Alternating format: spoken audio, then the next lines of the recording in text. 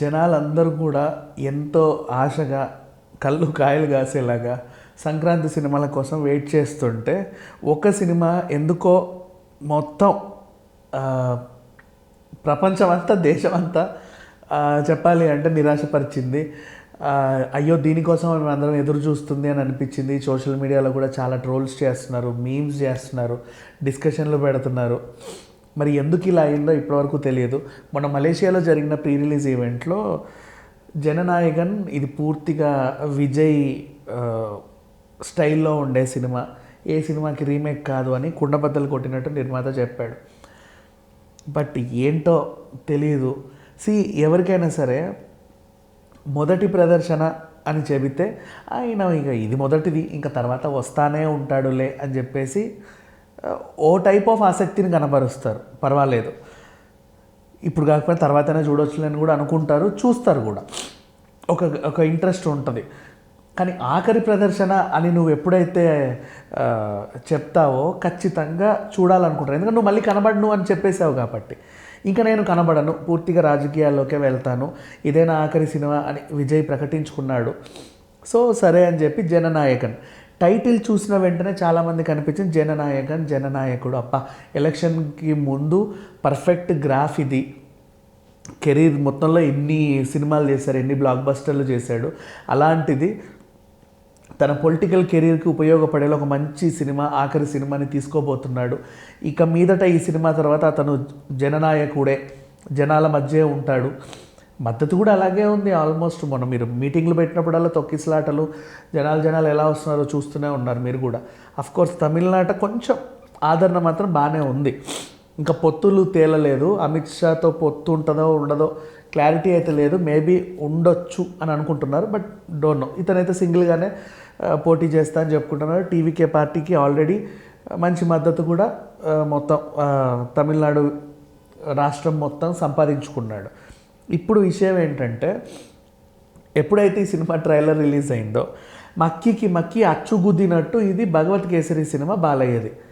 విచిత్రం ఏంటంటే, ఇదే భగవత్ కేసరిని సరే భగవత్ కేసరి బాలయ్య సినిమా తెలుగులో ఆడింది, తమిళ్లో ఇంకెవరు చేస్తే తప్పే ఉంది. ఇప్పుడు దృశ్య ఉంది, అక్కడొకరు ఇక్కడొకరు, లూసిఫర్ అక్కడొకరు ఇక్కడొకరు, ఇట్లా భీమ్ల నాయక్ అక్కడొకరు ఇక్కడొకరు. ఈ రకంగా చూసుకుంటే తప్పే ఉంది అనుకున్నాం. కానీ మళ్ళీ దాన్ని తెలుగులో కూడా డబ్ చేశాడు. అంటే ఇది పాన్ ఇండియా లెవెల్ సినిమా అని చెప్పేసి తెలుగులో కూడా తన అభిమానులు ఉన్నారు కాబట్టి. అయితే ఎందుకు అందరు నిరాశపడ్డారు అంటే, ఎలాగో ఆఖరి సినిమా తీస్తున్నావు, అదేదో కొత్త సినిమా తీయవచ్చు కదా, హిట్ ఆఫ్ ఫ్లాప్ గాలికి వదిలేద్దాం, కానీ ఖచ్చితంగా అందరూ చూస్తారు. ఎందుకంటే ఇది నా ఆఖరి సినిమా అని ప్రకటించుకున్నావు కాబట్టి 100% ఈయన మళ్ళీ కనబడడేమో అన్న ఇదితో కూడా జనాలు వస్తారు, రాకుండా అయితే ఎవరు ఉండరు. కానీ ఇదొక్కటే డిసప్పాయింట్మెంట్. అండ్ పొంగల్ రేస్ అసలే అందరు కూడా కొత్త కంటెంట్తో రావాలనుకుంటారు. మోస్ట్లీ రీమేకులు చాలా తక్కువ, అసలు ఉండవు 100% చెప్పాలి అంటే. బట్ ఏంటో ఇలా జరిగిపోయింది.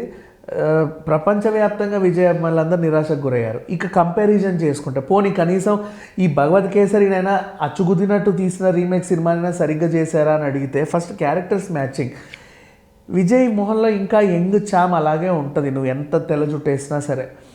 ఇప్పుడు బాలయ్య అనుకోండి, ఆ వయసు కనిపిస్తుంది కాబట్టి తండ్రి క్యారెక్టర్లో తను ఒదిగిపోయాడు. శ్రీలీల అంటావా, అమ్మాయి చిన్నపిల్లలానే ఉంటుంది కాబట్టి ఆ క్యారెక్టర్లో కూడా తను ఒదిగిపోయింది, అది పండింది. ఇక్కడ మమితా బైజు ఏంటంటే కూతురికి ఎక్కువ ఉంది, విజయ్ తండ్రికి తక్కువగా ఉన్నాడు.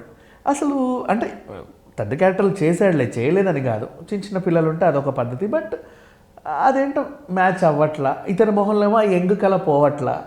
సరే ఎంత ఆఖరి సినిమా అని చెప్పుకున్నా సరే, ఎంత హీరో ఆ మెయింటెనెన్స్ ఎక్కడికి వెళ్ళొద్ది, తన ఆ ఫిట్నెస్ కానీ అలాగే ఉన్నాడు, బాగున్నాడు. So people are not accepting him. ఇప్పుడు అంతెందుకు, ఇప్పుడు మహేష్ బాబుకి మొత్తం తెల్ల జుట్టేస్తే మనం ఒప్పుకుంటామా? చూడలేము, డైజెస్ట్ అవ్వదు. అది అంతే, కొంతమంది హీరోలకి అలా ఉంటుంది.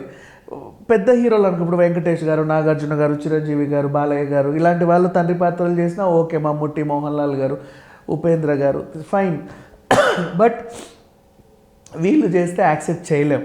సో అట్లా ఫ్యాన్స్ని అయితే చాలా నిరాశపరిచింది జననాయకుడు. ట్రైలర్ రిలీజ్ అయినప్పటి నుంచి ఒకటే ట్రోల్స్.